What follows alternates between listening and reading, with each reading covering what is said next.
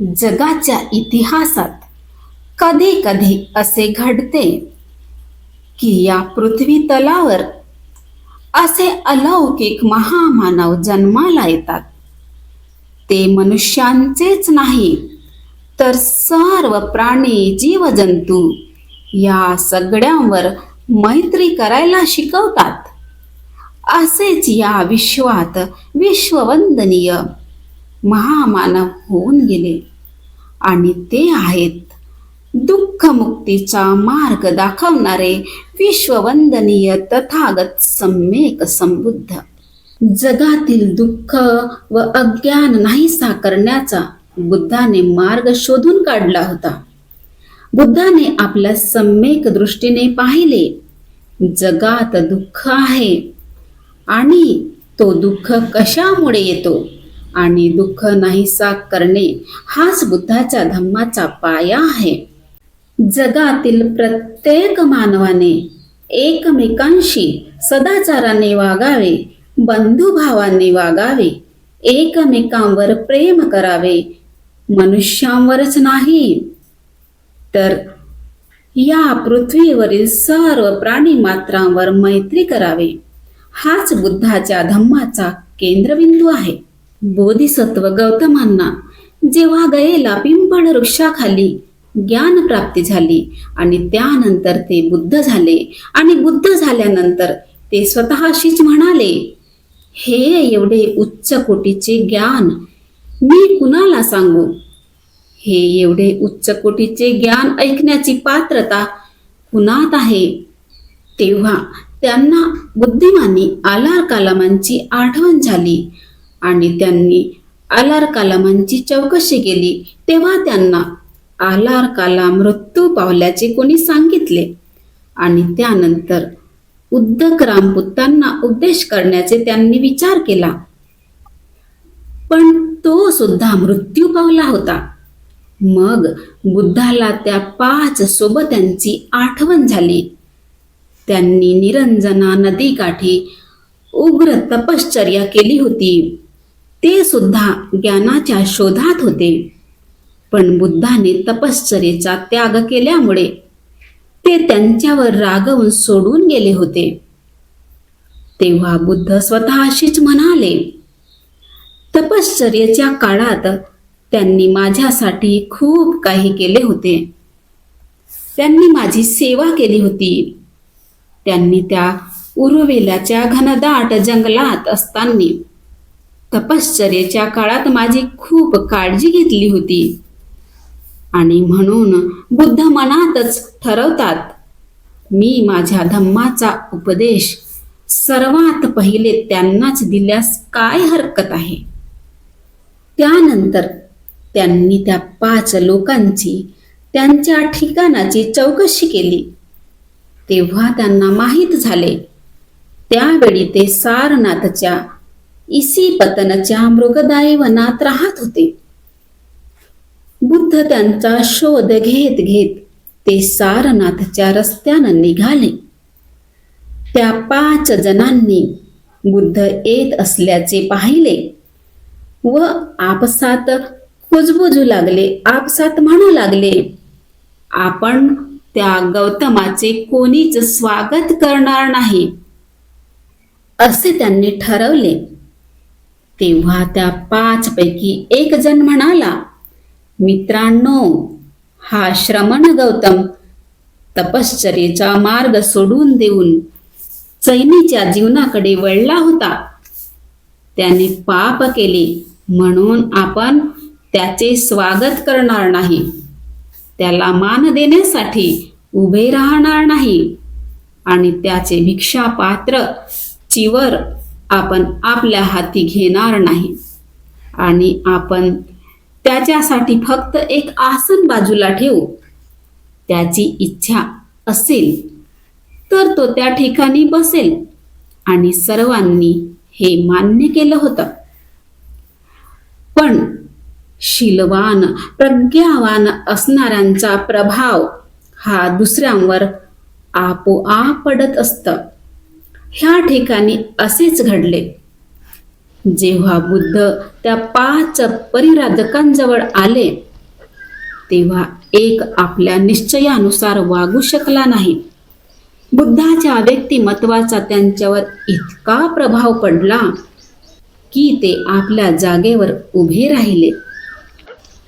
एकाने बुद्धाजवळील पात्र घेतले, एकाने त्यांचे चिवर सांभाळले, एकाने त्यांच्यासाठी आसन तयार केले आणि एकाने त्यांचे पाय धुण्यास पाणी दिले. अशा प्रकारे त्यांनी बुद्धाचे स्वागत केले. आणि हे सर्व झाल्यावर बुद्ध आपल्या आसनावर बसले व ते एकमेकांना अभिवादन करून एकमेकांची विचारपूस करू लागले. आणि मग त्यानंतर त्या 5 परिव्राजकांनी बुद्धाला विचारले की तुमचा तपश्चर्येवर विश्वास आहे काय? तेव्हा बुद्ध त्यांना म्हणाले, मी तपश्चर्येचा त्याग केला आहे, माझा त्यावर विश्वास नाही. तपश्चर्येच्या मार्गाने ज्ञान मिळणे कठीण आहे. ते त्यांना म्हणाले, आत्मक्लेश व्यर्थ आहे. बुद्ध त्यांना सांगू लागले, आत्मक्लेशाच्या मार्गाने आपल्यातील काम वासनेची उत्तेजना शांत होऊ शकत नाही. तर आत्मक्लेशाची दरिद्री जीवन जगून आपण स्वतःला कसे जिंकणार? त्या 5 परिव्राजकांना बुद्ध म्हणाले, स्वतःवर विजय मिळवाल तेव्हाच तुम्ही कामतृष्णेपासून मुक्त होऊ शकाल.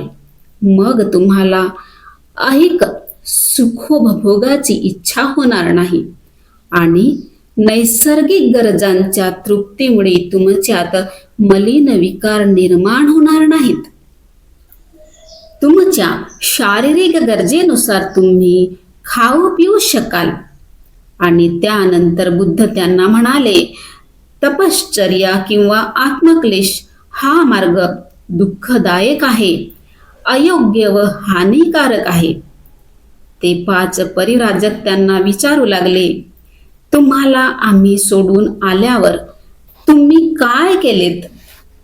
तेव्हा बुद्ध त्यांना सांगू लागले, तपश्चर्येचा त्याग करून सुजाताच्या क्षीर सेवनानंतर आपण गयेला कसे गेलो, पिंपळाच्या झाडाखाली आपण चिंतन करीत कसे बसलो आणि 4 आठवडे सतत चिंतन केल्यावर आपणास ज्ञान प्राप्ती झाल्यामुळे नवा जीवन मार्ग कसा शोधून काढला, हे सर्व त्या 5 सोबत्यांना त्यांनी सांगितले.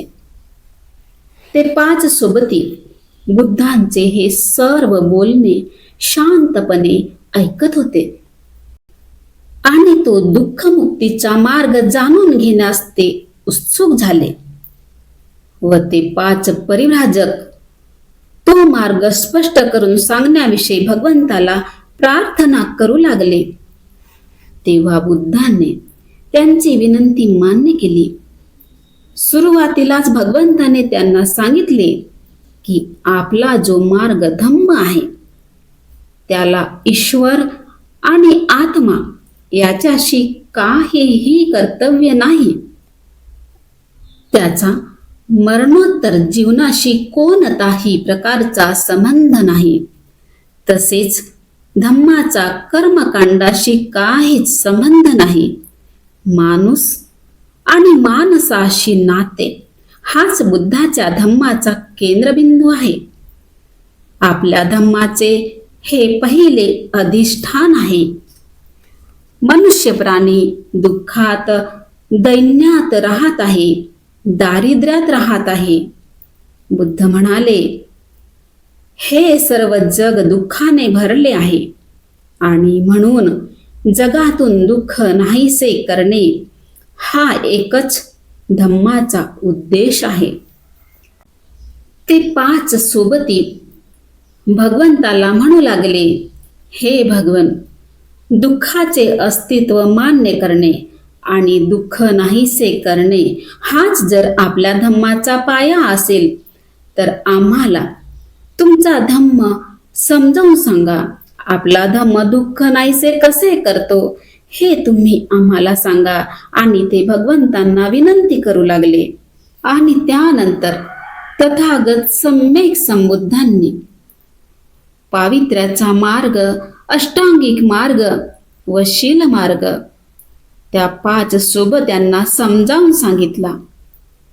बुद्धाच्या त्या धम्माची शिकवण ऐकल्यावर त्यांनी बुद्धाला धम्म दीक्षेची विनंती केली. त्या 5 परिव्राजकांनी भगवंताचा शिष्य म्हणून आपला स्वीकार करण्याची बुद्धाला विनंती केली आणि बुद्धांनी त्यांची विनंती मान्य केली. तेव्हापासून ते पंचवर्गीय भिक्खू म्हणून ओळखले जाऊ लागले. ज्या दिवशी बुद्धाने त्या 5 परिव्राजकांना धम्मदान दिला होता तो दिवस होता आषाढ पौर्णिमेचा आणि म्हणूनच या आषाढ पौर्णिमेला गुरुपौर्णिमा म्हणतात. त्या गुरुने या जगातील दुःख नाहीसे करण्याचा मार्ग शिकवला होता.